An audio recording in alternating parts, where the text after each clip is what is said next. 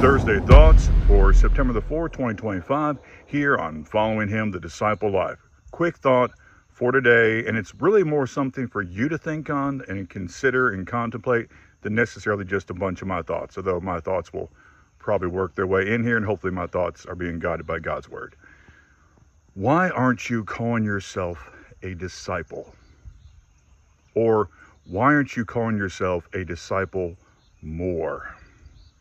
Now, you may be calling yourself some sort of denominational title, and that's an entire other discussion to have.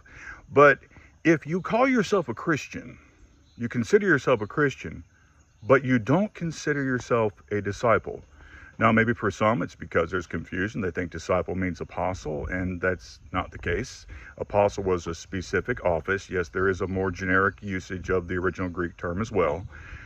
But disciple, this is a follower, a learner, and an imitator of a teacher, of a rabbi, specifically in the Jewish culture. And when you look in the book of Acts 11:26, we see the three words, the church, disciples, and we see the word Christian, or in that verse, Christians, used essentially interchangeably to refer to the same group of people. And yet, after that verse, we still have those that are being called Christians are still called disciples by Luke, writing after the events that take place in the book of Acts. So ask yourself, why aren't you considering yourself a disciple? It is biblical.